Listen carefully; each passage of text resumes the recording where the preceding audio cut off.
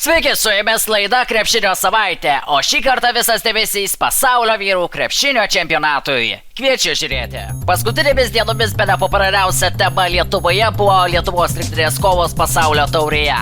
Šiandien laidoje apžvelgsime visus 3 lietuvių grupės mūšius. Pirmiausia, lietuviai rugpjūčio 25-ąją Maniloje susitiko su Egipto rinktine ir iškovojo pergalę 93-67. Pirmajame grupės susitikime net 4 Lietuvos rinktinės krepšininkai debiutavo su nacionalinės komandos apranga oficialiuose rungtynėse. Tai Margeris Normantas, Gabrielius Baltūnas, Tadas Segeterskis ir Deividas Sirvytis. Sėkmingiausiai debiutas susiklostė Normantui, kuris buvo rezultatyviausias Lietuvos rinktinės gretose, pelnęs 18 taškų. Puikiu pasirodymu visus nudžiugino Jonas Valančiūnas. Rinktinės kapitonas pirmose grupės rungtynėse pelnė 15 taškų ir atkovojo 10 kamuolių, taip užfiksavęs dvigubą dublį. 10 taškų surinko Eimantas Benčius. Pirmajame grupės mače Juodkalnijos krepšininkai nugalėjo Meksiką. Tad lietuviai į dvikovą su meksikiečiais žengė žinodami, jog pergalė atvertų kelią į antrą čempionato etapą. Prieš šias rungtynes buvo nemažai nerimo, tačiau jį skleidė puikus Lietuvos rinktinės žaidimas.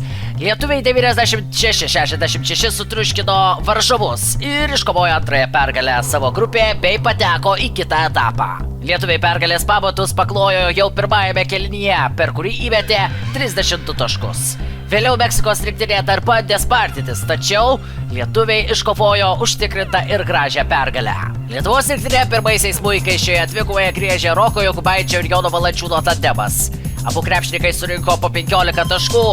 Rokas Jokubaitis atliko 7 rezultatyvius perdavimus, o Jonas Valančiūnas atkovojo 12 kamuolių. Paskutinėme grupės susitikime Lietuvos rinktinė dėl pirmosios vietos kovėsi su Juodkalnija.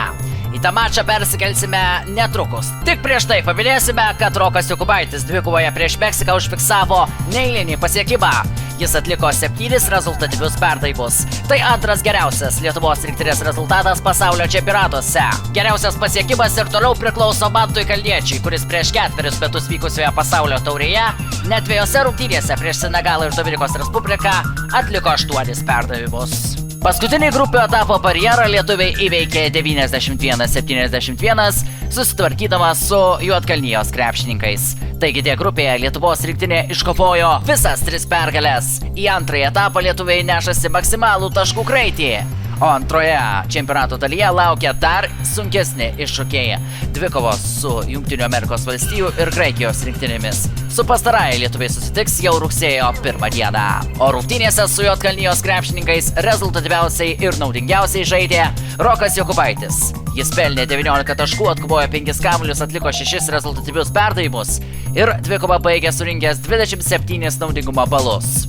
15 taškų mūsiškiams surinko Mindaugas Kuzminskas, 11 Jonas Valančiūnas, pastarasis atkovojo ir 8 kamuolius. Kitoje krepšinio savaitės laidoje papasakosime, kaip lietuviams sekėsi antrojo etapo mačuose, o šiandien su jumis atsisveikiname ir toliau stebėkite pasaulio vyrų taurės kovas ir palaikykite mūsiškius.